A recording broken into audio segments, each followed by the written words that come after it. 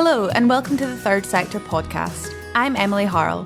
And I'm Lucinda Rouse. Each week we bring you half an hour of discussion and debate about the important goings-on in the charity world.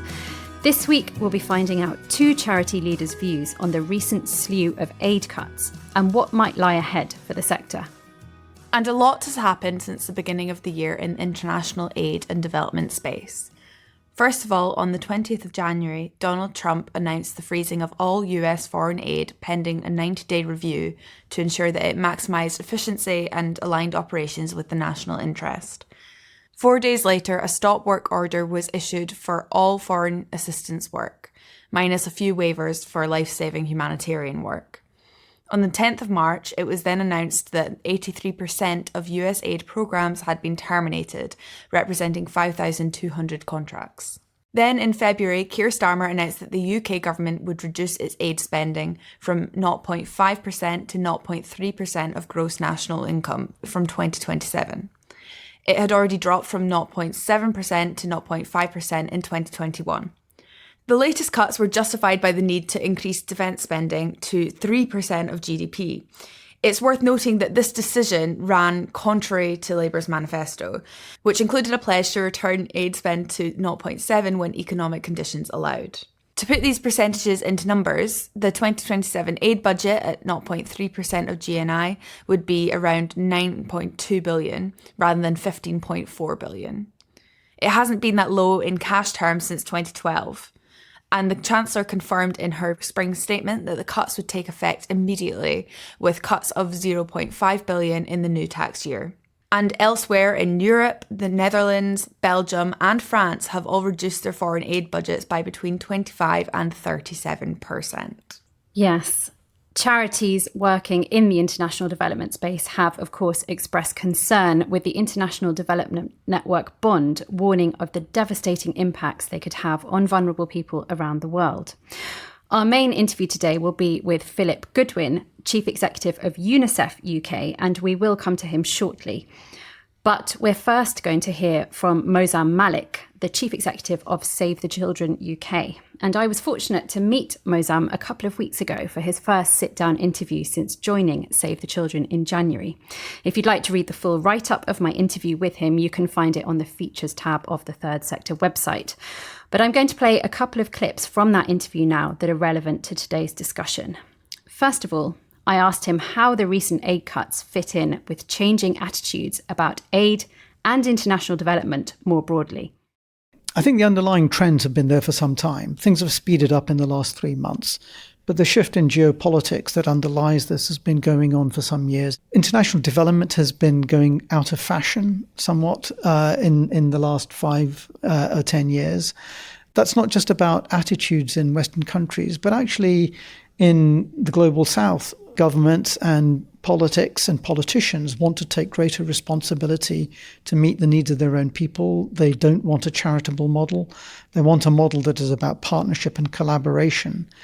And so the international development sector needs to adjust to that. And the aid cuts that we have seen from the US and announced from the UK and others accelerate the need for that readjustment. People are thinking about what that means for the humanitarian system. How do we do that at lower cost? How do we do that with stronger investment through local actors? We need to do the same through the development side. Moazzam went on to talk about how organisations like Save the Children need to reconfigure how they deliver their activities. The model, 30 years ago of having Westerners traipsing around poorer bits of Africa is over, and frankly, we need to move past that model. There are plenty of very capable Ugandans who are capable of figuring out a future for Uganda. But equally, there are things that they can learn from Indonesia or Pakistan or Britain or Italy, and equally things that we can learn from them. So yes, we need to reconfigure how we work. We need to be embedded in local culture, local demographics, local society. We need to localize. But I believe that the challenges that we all face can only be dealt with through collaboration and partnership. None of us can solve the problems that the planet faces on its own. We then went on to discuss different forms of development financing and why he believes overseas development assistance from taxpayers in wealthier countries remains vitally important, even in an adjusted system, and why it's in the best interests of those taxpayers to give. And I'm afraid that at this point in the interview, there was some carpentry work going on outside his office. Our production team has worked their magic to remove the electric sawing noise, but you might notice that it has created the impression that Moazzam was speaking from space. There are many countries around the world that have low credit worthiness, and they're not going to be able to attract private finance in and of themselves. At the bottom of the pyramid, if you like, in terms of international finance, we do need concessional finance. We need grant finance from taxpayers. So ODA, as raised and committed by the UK government and others. But then we need to leverage that in order to create the maximum flows and the maximum impact.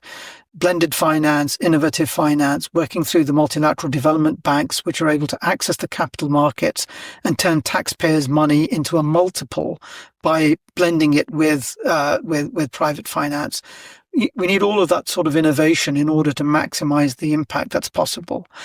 I think it's also really important to be clear that if one is to try and meet the Sustainable Development Goals and the climate change challenges that we face as a planet, there is no way to do that without increasing the flow of finance from rich countries to poor countries. There is no way to do that without that.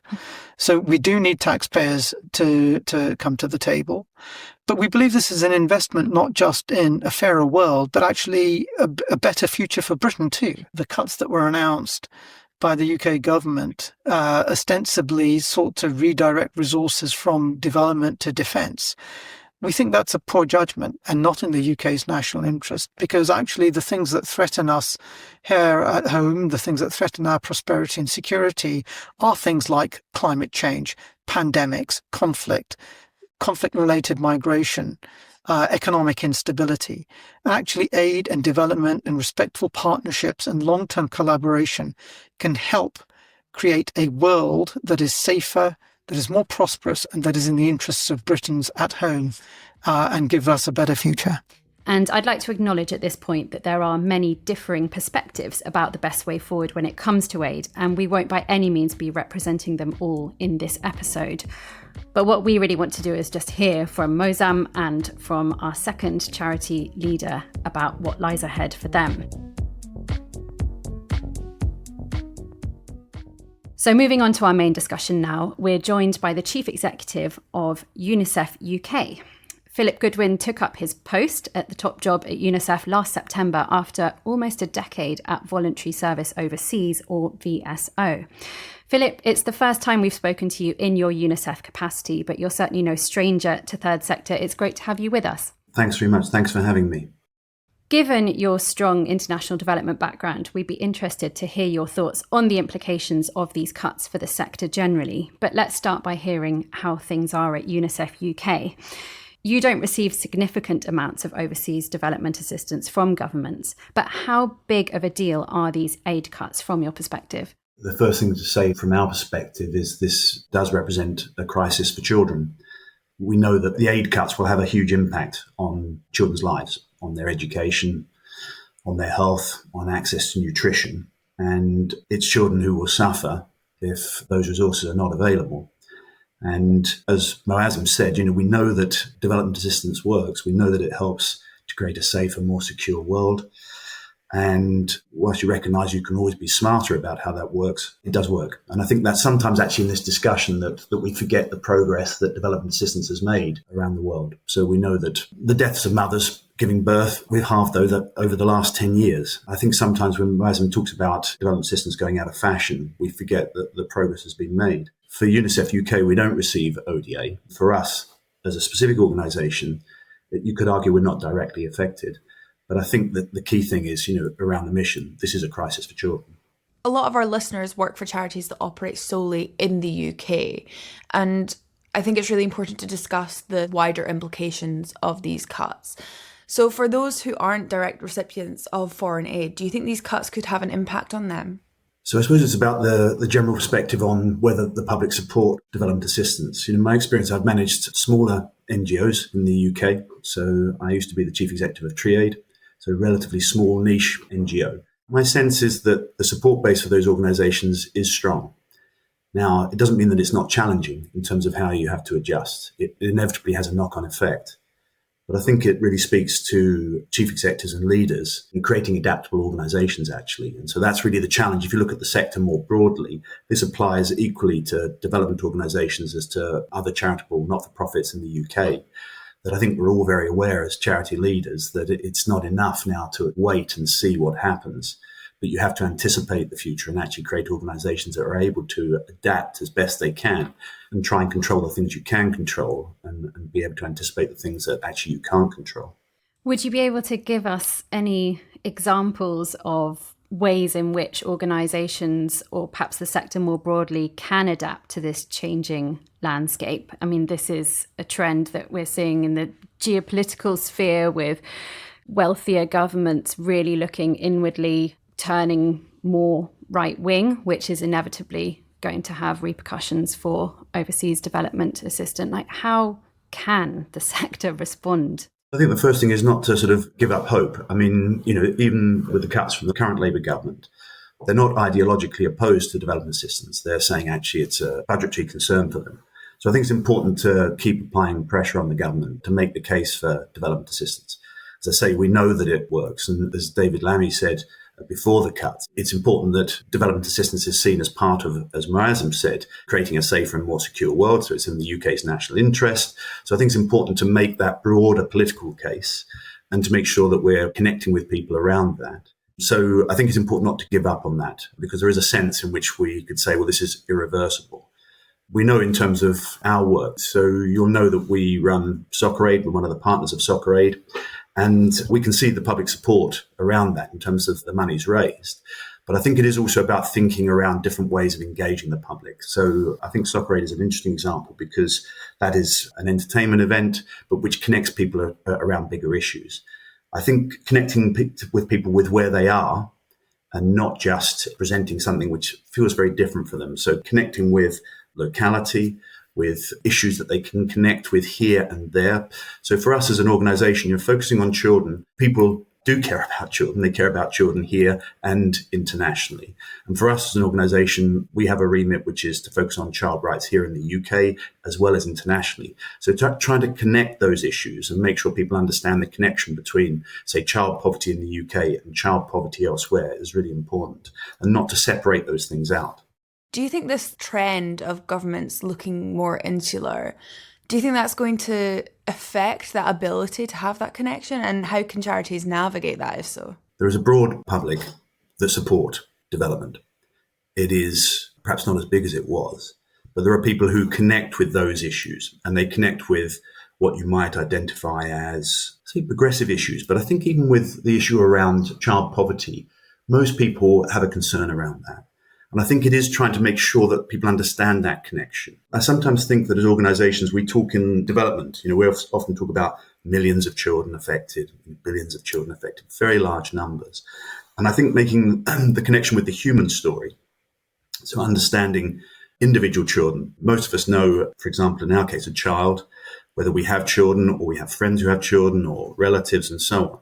And most of us would be concerned around an impact on those children, missing education, not being healthy, at risk of abuse or whatever that may be. And trying to connect that story with the story of children around the world, children that I meet in various places in Uganda and Bangladesh and so on. Although it can seem a long way away, those human stories are really important, and connecting with those and finding a place of connection, whether that is a link to a particular place, whether that be Bangladesh or Kenya or whatever, but also around the issue itself. The human story is the piece that we need to focus on. We also need to focus on the difference that we've made. So I think sometimes it's lost in the narrative. This huge difference we've made through development assistance. The number of children that are out of school has halved over the last 40 years. We've almost eradicated polio because of the investment in development assistance. That is a plus for the whole world. And I think that making sure that people understand that piece, sometimes when we're going out and asking for more, we forget to say what we've achieved. And so important to tell people what we've achieved and therefore why it is worth, as Moazzam says, investing in development assistance. It is an investment.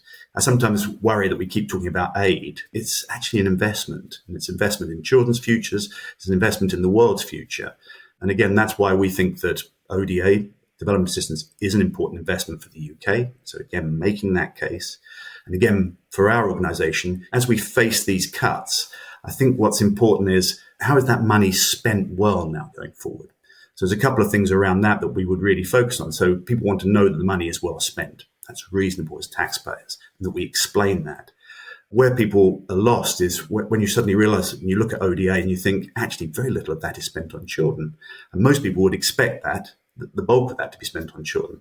Currently, it's about 3% spent on education, down from 11%. And aid directed at children has fallen by over 50%, almost 60% since 2016-17.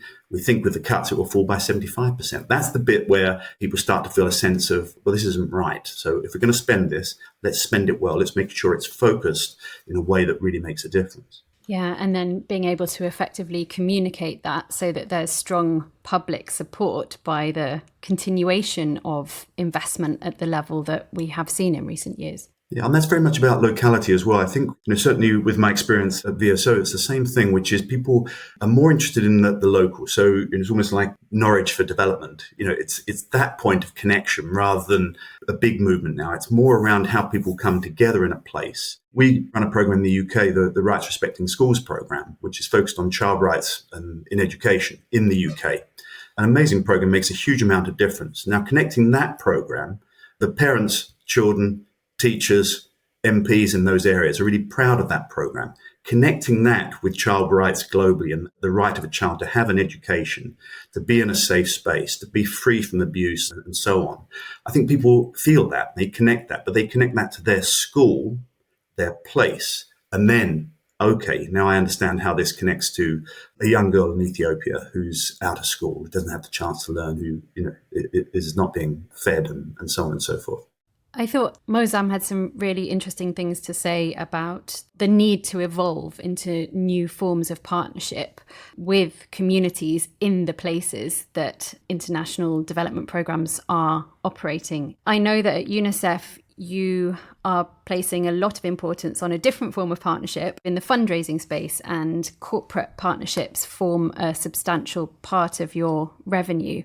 Would you be able to tell me a little bit about how you've achieved building up this base of really enormous corporate partners to ensure that your income revenues from that stream are sustainable? There are a number of things around successful partnerships with corporates, which is most of the corporates that we work with are working in the international space. So they may be UK registered. So it's interesting in terms of talking about development assistance.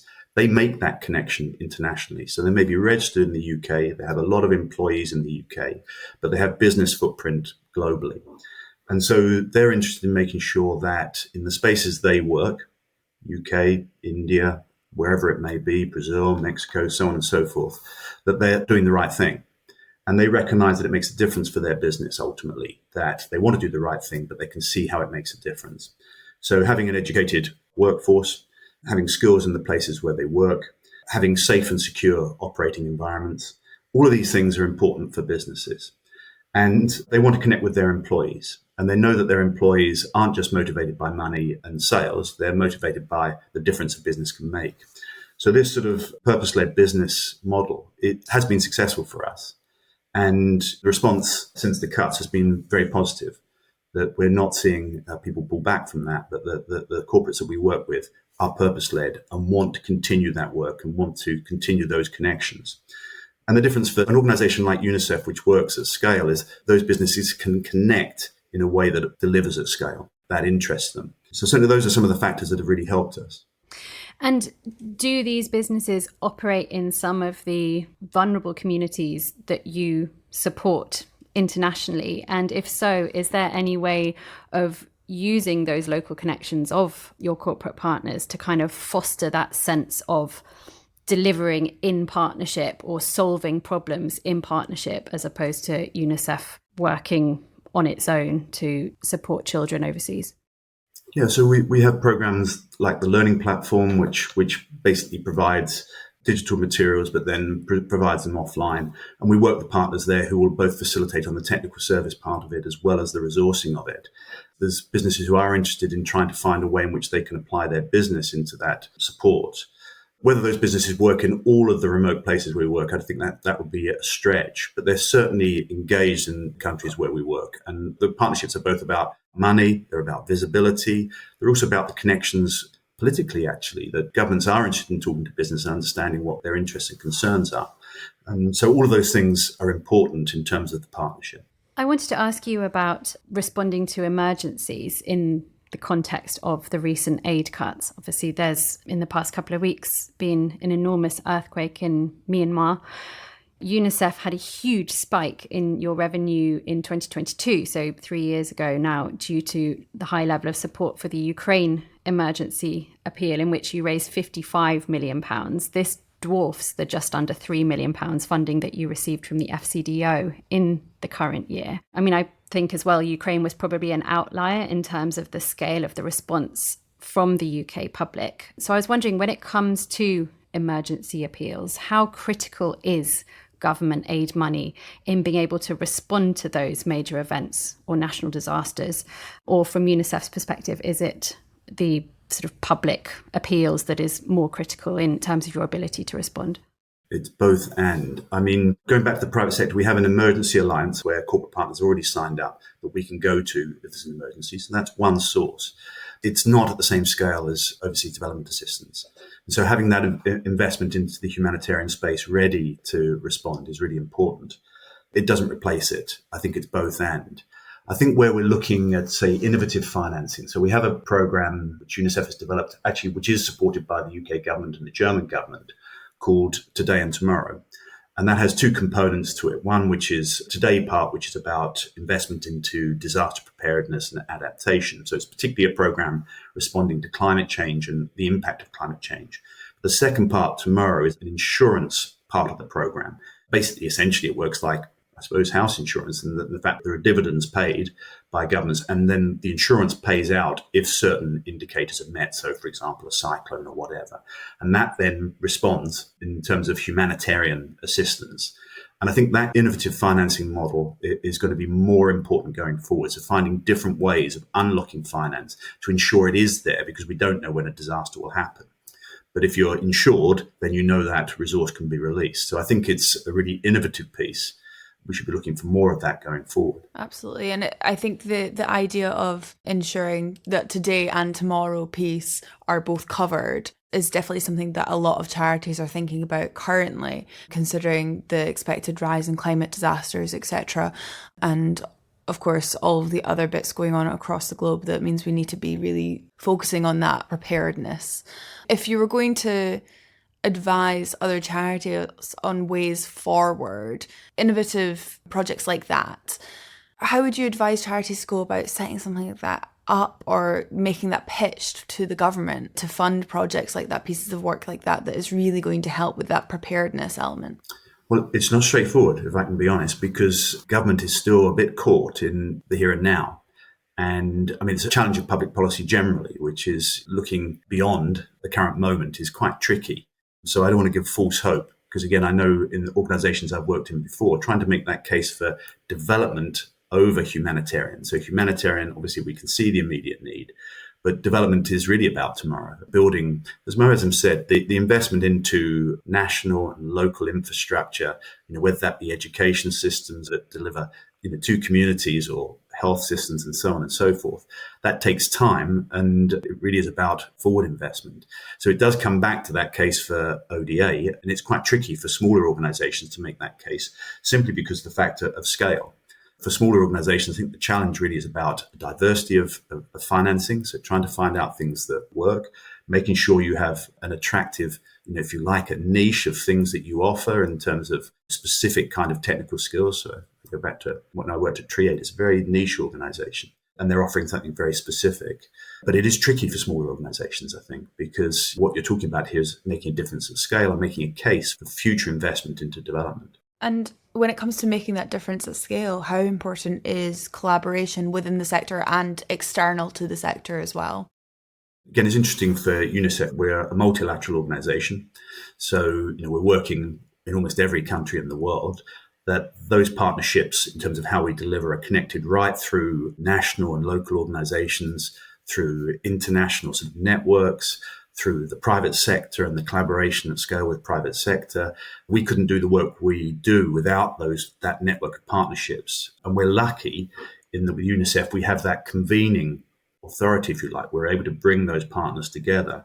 And so I don't think anyone at UNICEF would say that we do this on our own, but we have the scale to convene those partners and bring those partners together. So in terms of your role as a convener and thinking about your engagement and advocacy work with the government in this country, what's number one on your to-do list?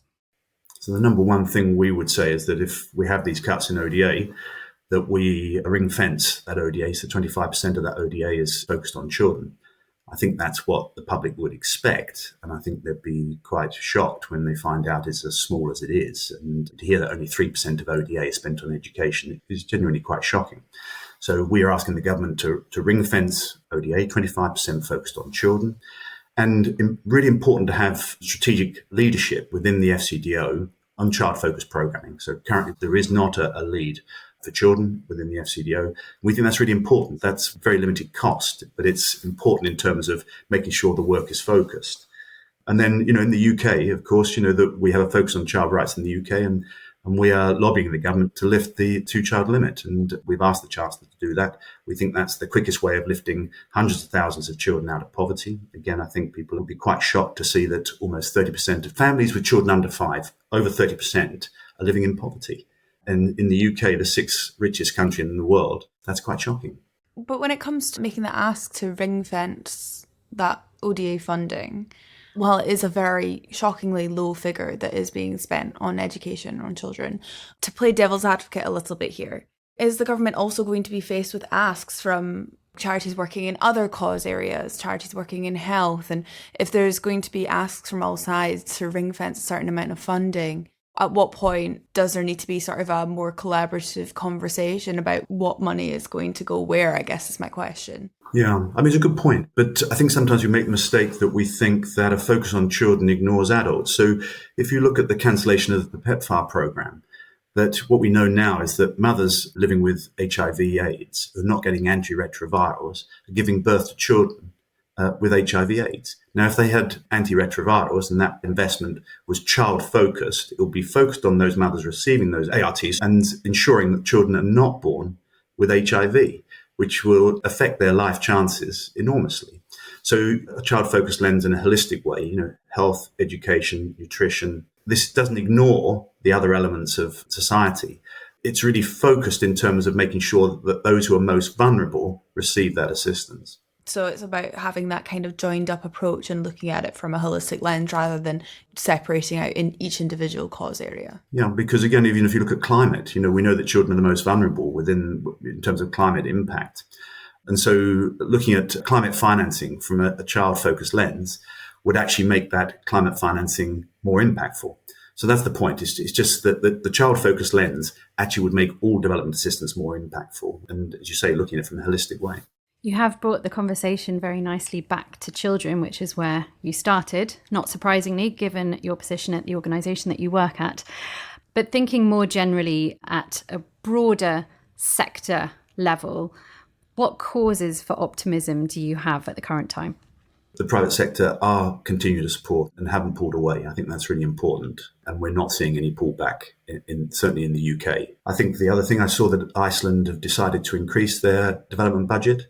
Small things, but important things. Again, there's a bit of inevitability where you think, well, it's domino effects, it's all collapsing. So the Iceland government announced at the end of last week that they're increasing their ODA as a percentage of GNI. I think it's going to go close to 4% now. And you can say, well, small wins. But we'll take small wins at this point. Anything that is counter is important. And I think that, again, we don't see any drop in support for UNICEF in terms of the public. We see a lot of support for that. Again, I take the example of Soccer Aid. You're going where the audience is. We're in an entertainment program which is intimately connected with child rights and child-focused programming. And again, we're seeing a lot of support for that program going into this year. Philip, it's been really great to hear your thoughts. Thank you very much for joining us. Thank you very much for having me. We hope you enjoyed our discussion with Philip, and that's it for this episode. We'll be back again next week, but for now, from Emily and me and everyone at Third Sector, thank you so much for listening. Our producer is Jude Owen.